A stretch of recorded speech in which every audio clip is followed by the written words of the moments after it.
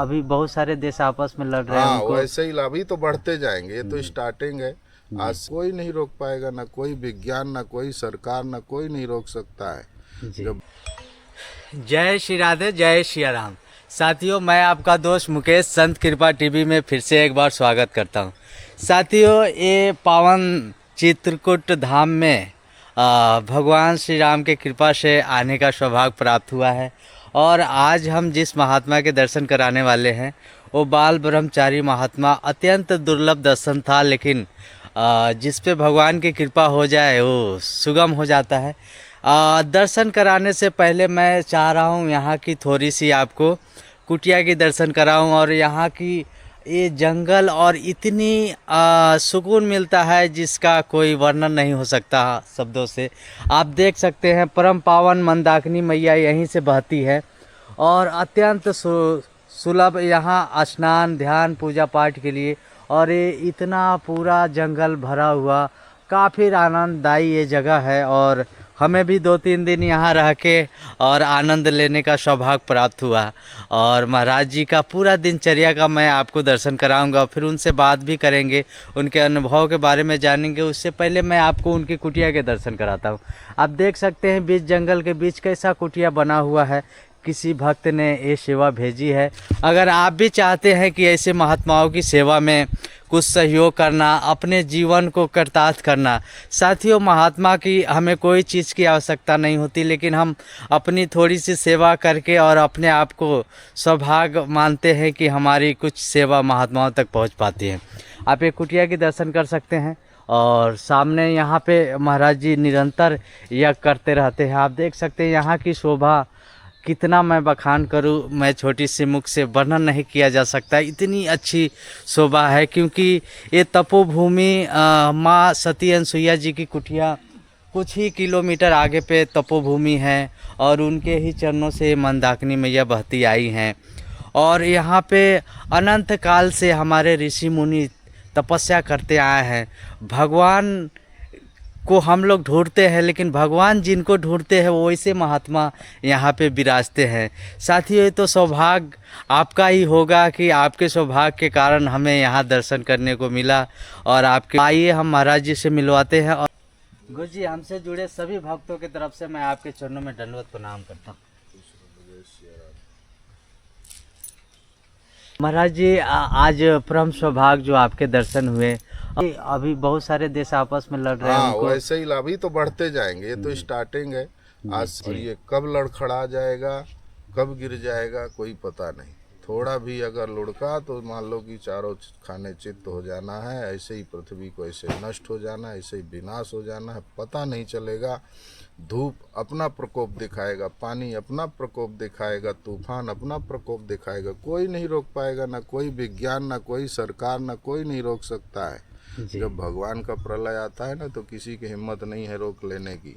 ठंडी अलग अपना प्रभाव दिखाएगी, हवा भूकंप सब ऐसे ही विनाश होना। मिसाइलें ऐसे ही से छूटेंगी, कहाँ से कहाँ की शहर का शहर नष्ट हो जाएगा, पता भी नहीं। हम तो बैठे यहाँ सीधे साधे लोग सोच रहे हैं कि अरे हो रहा है, वहाँ मिसाइलें गिर रही हैं, वहाँ बम गिर रहे, लड़ाई हो रही है, हमारा क्या होना है। वो मिसाइल तुम्हारे यहाँ भी गिर सकती है। एक जगह मिसाइल गिरती है 50-100 किलोमीटर साफ कर देती है। जी जी जी। तो इससे इसी तरीके से विनाश होना है जी महाराज जी। नहीं, पहले से भविष्य मालिका में पहले अच्युतानंद महाराज के लिखा हुआ भविष्यवाणी पहले से हो गया है। भगवान जगन्नाथ, भगवान के पंच सखाओं में अच्युतानंद महाराज आते थे, उन्होंने ही भविष्य मालिका लिखी है। अच्छा अच्छा। तो ये पहले 600 साल पहले से भविष्यवाणी हो गई कि ऐसे ऐसे होना। इंसान इंसान को खाने लग जाएगा, इंसान इंसान से इतना द्वेष रखता है कि जैसे आज के समय में अभी तो स्टार्टिंग है। जो मुर्गे बकरे के जो लटके हुए मिलते हैं ना बाज़ारों में, आने वाले समय में इंसान लटका मिलेगा। ऐसा कलयुग आने वाला है, बहुत घंघोर। जो भगवान की शरण में है वही बचने वाला है। सृष्टि बहुत जल्दी ख़त्म होने वाली, नष्ट होने वाली। जी जी। लेकिन जो परमात्मा का नाम लेता है, भगवान का शरण में है, वही बचने वाला है। बाकी कलयुग में भी सतयुग आएगा। जी जी। लेकिन जो सत्य रह जाएगा, सत्य वाले ही रह जाएंगे, बाकी सब नष्ट हो जाएंगे, तभी सतयुग आएगा।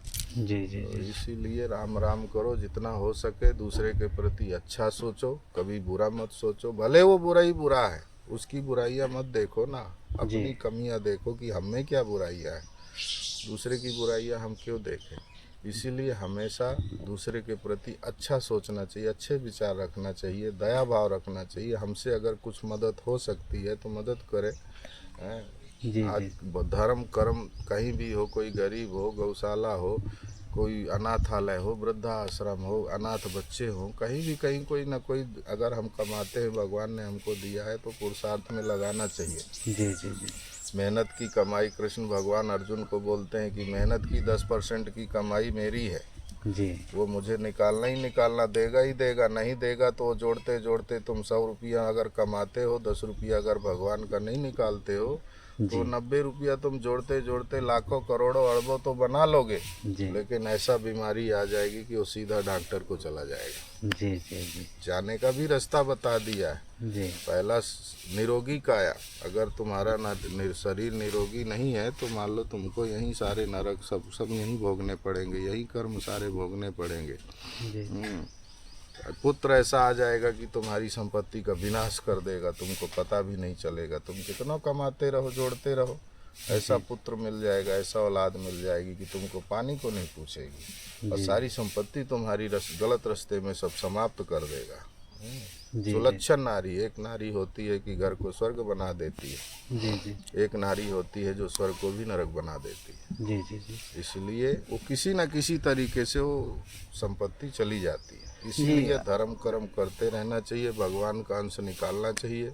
जी खून पसीना की मेहनत की कमाई है, उसमें 10वां अंश परमात्मा का निकालोगे, 10 रुपया 100 में 10 निकालोगे तो 90 रुपया तुम्हारा सेफ रहेगा। जी जी अगर तपस्या करते हैं महात्मा तब ये पृथ्वी टंगी हुई है। जिस दिन संत महात्मा नहीं रहेंगे ना तो प्रलय हो जाएगा। यहाँ जी जलाशय जलाशय दिखे, कोई सृष्टि नहीं दिखेगी। सत्यवाद बोले। इसीलिए भगवान का जितना ज़्यादा से ज़्यादा हो भजन करे।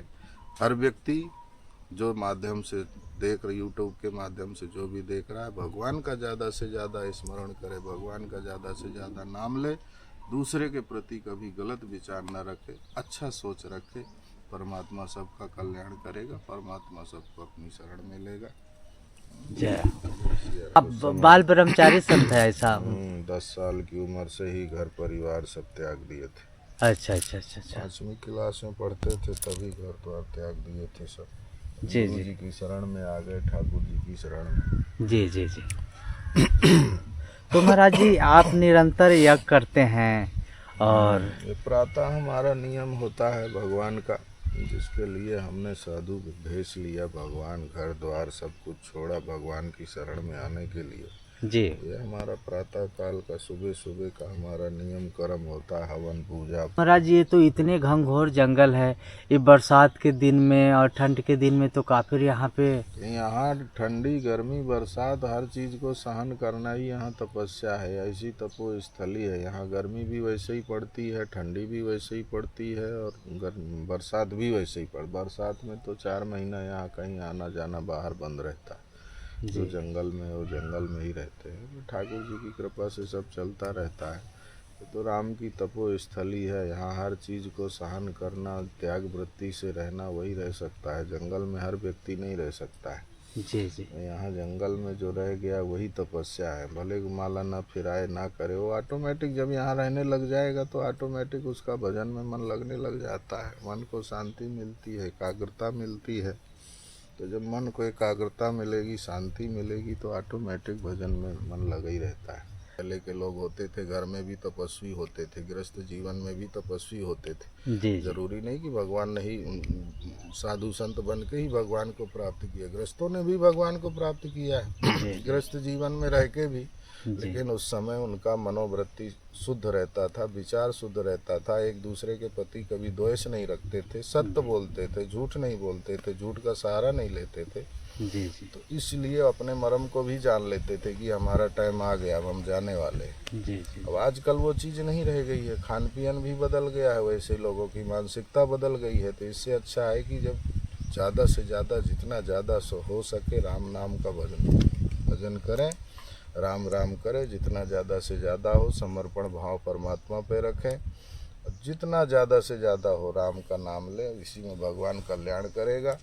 जी महाराज जी, कोई भक्त अगर चाहे, जिनके पास भगवान ने अपार लक्ष्मी दी है, अगर वो चाहे यहाँ आके साधु महात्माओं के लिए भंडारा खूब कराए, सेवा सेवा तो करे। करना चाहिए, चाहे नहीं उसको करना चाहिए, क्योंकि कल धर्म के 4 चरण होते हैं। जी सत्य, तप, शौच और दया, ये धर्म के 4 पाया हैं। जी जी सतयुग में चारों थे, सत्य भी था, तप भी था, दया भी था, शौच भी था। शौच का मतलब शुद्धता। शुद्धता। जी कलयुग में न सत्य है और न तप है और न शुद्धता है, एक बचा है दया।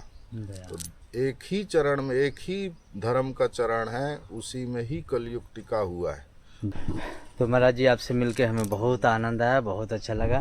साथियों, हम आशा करते हैं गौशाला है, अगर कोई चाहे तो मुझे बस पन्नी की गौशाला है गाय के लिए। जी जी जी जी अगर कोई चाहे तो ये गौशाला में मदद करें, सेवा करें। अपने जी को जी तो जी कुछ चाहिए, हमारा सब व्यवस्था है ठाकुर जी की दया से। जी जी गाय रखे हैं, दूसरी का सोचते हैं कि ये पन्नी की गाय, पन्नी का जी, जी। कुटिया है गाय का, जी जी फट जाती है। बंदर यहाँ बहुत है, फाड़ देते हैं, नुकसान कर देते हैं। जी, अगर जी। किसी की इच्छा हो तो अगर कोई सेवा मदद करेगा तो गौशाला बढ़िया टीना लोहा का बना देंगे। जी जी जी 20-25 साल तक कोई टेंशन नहीं रहेगा गाय का। जी, बाकी जी। अपने लिए तो व्यवस्था सब बन गया है, एक गाय का ही है थोड़ा। जी जी जी जी जरूर। साथियों, आप अगर चाहते हैं गौ सेवा, यहाँ गौशाला है लेकिन यहाँ पे पन्नी होने के कारण यहाँ बंदर फाड़ देते हैं, तो अगर आप चाहते हैं कि गौशाला में कुछ सहयोग करें तो महाराज जी ने कहा भी, जैसे आप गौशाला बनवा सकते हैं और गौ सेवा में कर सकते हैं